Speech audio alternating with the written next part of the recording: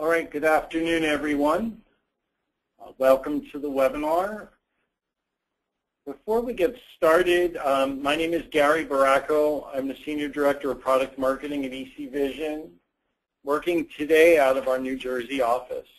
And the subject of next generation PLM has been a topic that we've been talking about both through webinars and white papers for the last few months. On our website, in our white paper section, you'll actually be able to find 3 white papers that talk about next generation PLM and the different areas, including material management and product safety and testing. What was most interesting to me is that today we have someone on the line who is an actual director of commercialization. So it shows me that this is a real life case study into what is happening in the apparel and footwear space.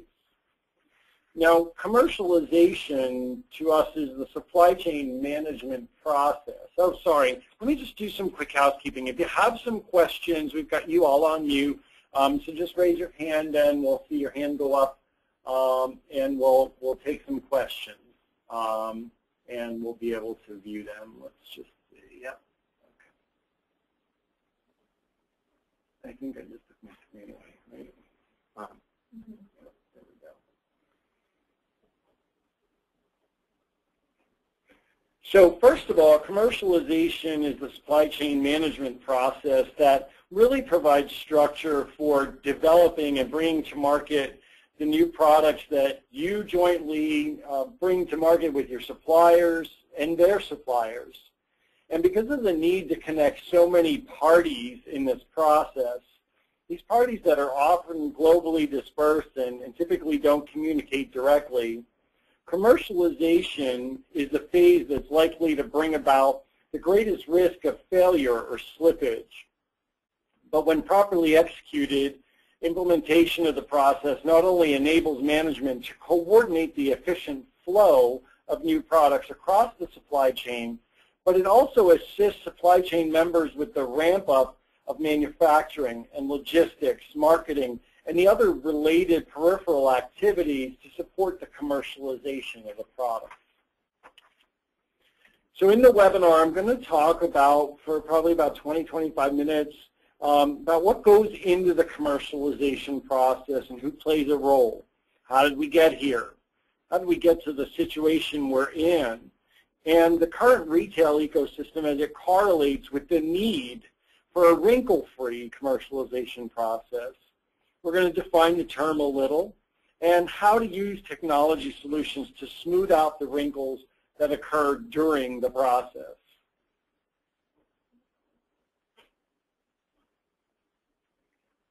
So here it is, Christmas holiday season again. And retailers are doing more pushing and shoving than the shoppers did last week on Black Friday or even Gray Thursday, as the term is now called. And to survive in today's marketplace, as retailers, you're under pressure to be better, faster, and cheaper than your competitors. Then you compound the problems by adding the need for the multiple sales channels and cross-inventory management and tracking. And to achieve these goals, as a retailer, you need to implement an automated, flexible, and streamlined system that brings together historically disparate processes. And by reducing the strain and efficiency that's often found when delivering new products to market, also called the commercialization process, you can focus on managing the product and the supplier. So to better understand how to overcome any obstacles, we need to focus on some of the trends we see in the marketplace and how the best-in-class retailers are using technology to meet the needs of these trends. So I'm going to illustrate the route production of apparel and footwear took so we could see where the obstacles came in. So historically, when apparel and footwear manufacturers took root in the United States, production facilities were geographically close, next door just about, to the designers, buyers, and the merchandisers. And when the supplier was physically closer to the headquarters, it was much easier to have a well-coordinated supply chain. Back then, visibility was more of a function of one's eyesight rather than the capabilities of one's supply chain systems. You could actually just go next door and look at the samples or test the product quality. Then, enticed by lower costs, offshoring started to happen. And offshoring actually happened in a piece-by-piece situation. So for most of the buyers and merchandisers, there wasn't a significant effort to optimize the supply chain for offshoring. First, we moved to Mexico. Then we crossed the Pacific and into Japan and China, then into Southeast Asia, and now we've migrated back over to Africa and into Eastern Europe, and even coming across the Atlantic into Latin America.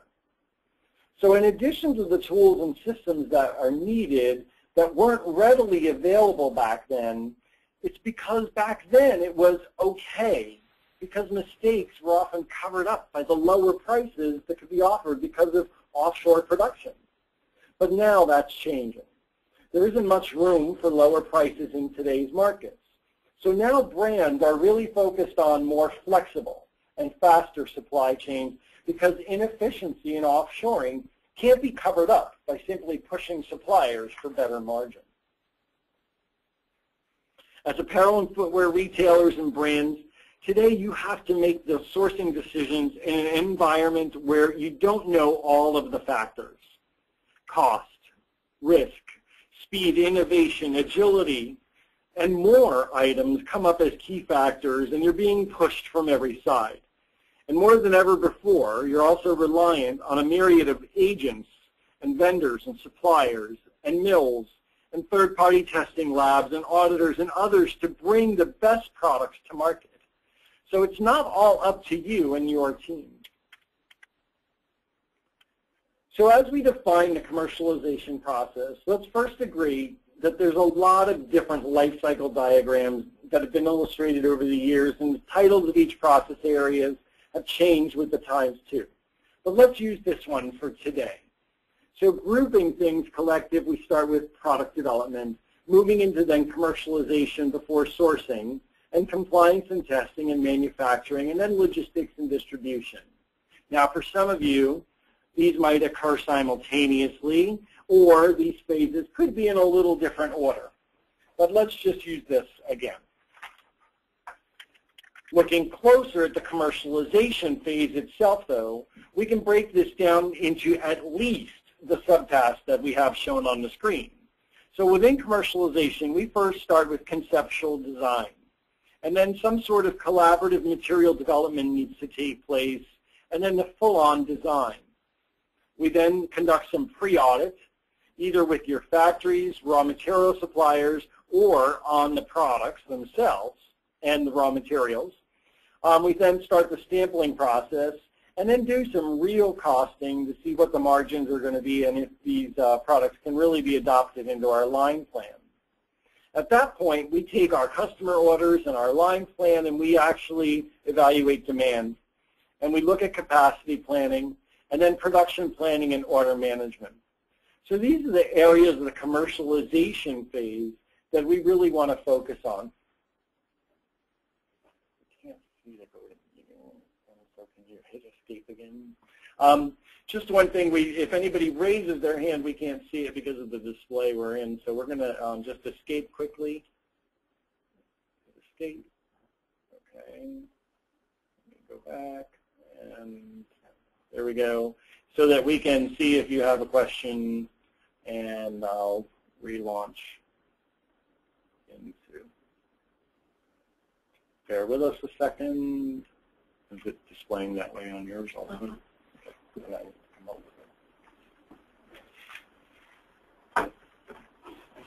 Okay, it's still not. Go to the reading bar. That's the resolution setting. Okay, so within the commercialization process, there are three primary teams that have to work closely to ensure that commercialization occurs as desired. And this is where the wrinkles occur. I really think it's between these three groups or parties. Okay? So remaking the commercialization process requires closer coordination of your product development team, your sales and supply chain and merchandising teams, and store operations. And with the need for closer alignment of new product introduction processes, these groups often span a various range of responsibilities. So for instance, between the design and the supply chain team, they need to work out the launch strategy and build the demand profile and the forecast. They need to analyze the cost and the margin and plan out the inventory and the development strategies. You can see that I've taken some of the subtasks that were on the previous slide that are commercialization subtasks and broken them out and assigned them to the responsible parties. Next, between your supply chain folks, they need to work out with merchandising to source capacity and availability and the capabilities with suppliers. They also need to measure risk and limitations, whether it be supplier risk or product risk, maintain the cost, and then ensure delivery and distribution is streamlined. And likewise, we then bring in merchandising that needs to work with the design on concept development and measure product performance. They need to establish the designs and the specifications and then conduct due diligence research into the market's viability. Now, as I mentioned, a lot of these are going to happen simultaneously or even continuously or continually. But then again, so many parts of the supply network are being outsourced to different parties. And yet, you are the one that's responsible for the actions of everyone that's involved to keep the goods flowing. And only through a robust supplier risk management program and collaboration capabilities that incorporate a holistic approach to sourcing and production can you guarantee that cost, risk, quality, and speed all come together as an excellent strategy to ensure your goods reach the market. Now, in the early 1990s, PLM software originated in the aerospace and automotive industries. And engineers and manufacturers required a transparent way to track the life cycles of the many thousands of components that went into their products. And while a lot of that core functionality in these early solutions hasn't changed much, modern PLM solutions have morphed to become tailored to meet the unique needs of the retail, footwear, and apparel industry. And these solutions met the business needs for a while, but the business demands have increased. So a new class of technology has emerged in order to effectively use the information that's extracted from these existing applications. This is what we call next-gen or second-generation PLM. And even more critical, these new systems allow you to collaborate with those in the other areas of your organization, not like these guys in our graphic that can't seem to connect to the others in their team. Not only are they siloed, but the information is siloed as well. So the technology that's referred to as next-generation PLM systems extends the functional capabilities of traditional PLM into areas that are necessary for today's environment. Next-gen PLM or second-gen PLM strategies and technologies are now beginning to play a crucial role as both an input to the commercialization process, to give a pipeline view earlier to downstream operations, and as an essential tool to enable rapid, accurate responses to adjustments that need to be made by the commercialization teams using the ever more powerful business analytics.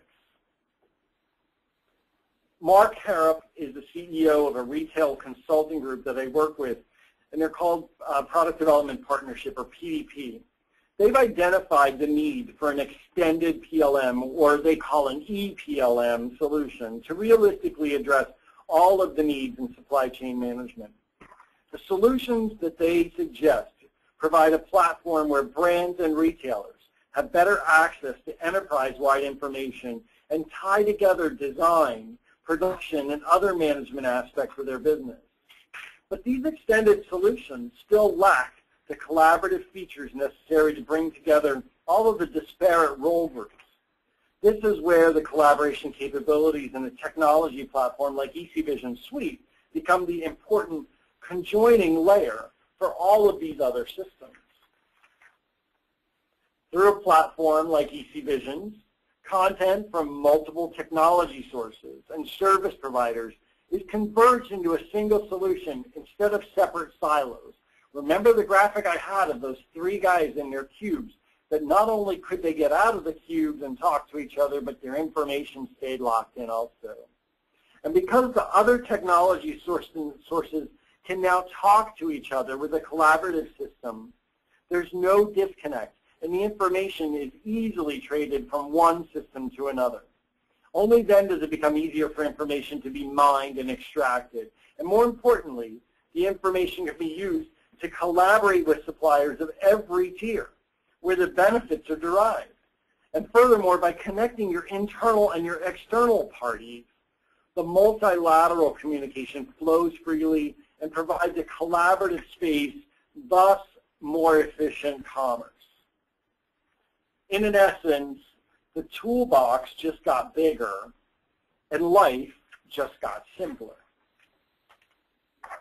So with this holistic supply chain portal that supports both PDM, PLM, and supply chain functionality, collaboration between parties, and the ability to document, store, and share data provides a common framework and an integrated approach to meet the scope of tasks that affect apparel and footwear companies with sales operations in multiple countries and multiple channels. EC Vision Suite supports centralized management through document and data control, tracking tools during all of the phases of commercialization, and records and reports exception events and corrective actions. So now we've delivered an application that really can rock. Role-based access and dashboards, dynamic and static search screens, and scorecards provide visibility into the ongoing compliance efforts, and it brings high-risk areas into focus. The solution has the ability to track historical trends and visualize each supply stream. Supply streams are the connections between the raw material suppliers and the finished good production facilities. And we do that on graphical charts with real-time information that can be accessed globally. It also provides drill-down capabilities that allows all of your users to easily access deeper levels of information with a single click.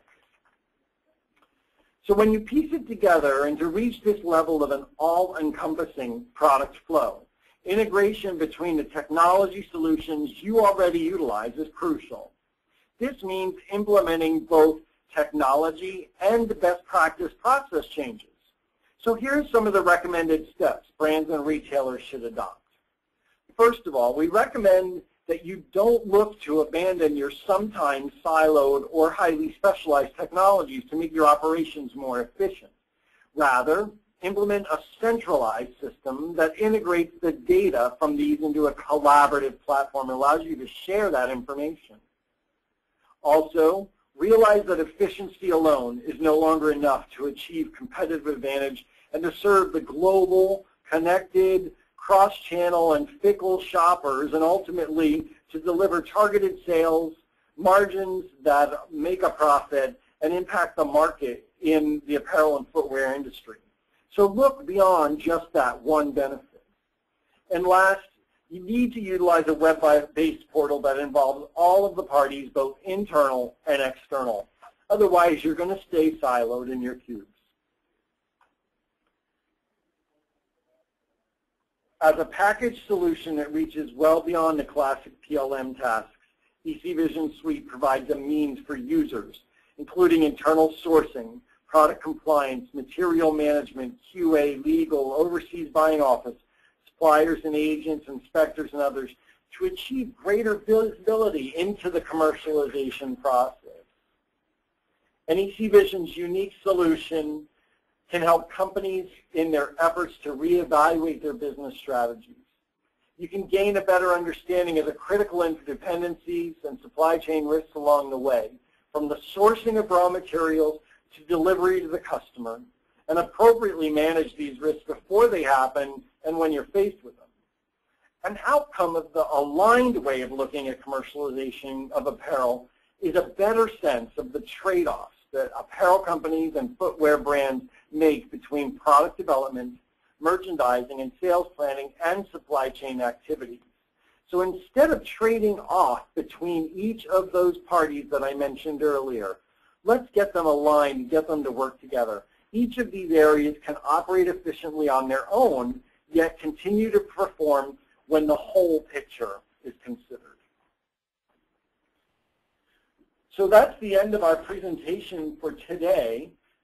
We can take some questions. I'm having some problems with the GoToWebinar, so I'm going to jump out and close that and see if we can open the GoToWebinar for any questions that you might have.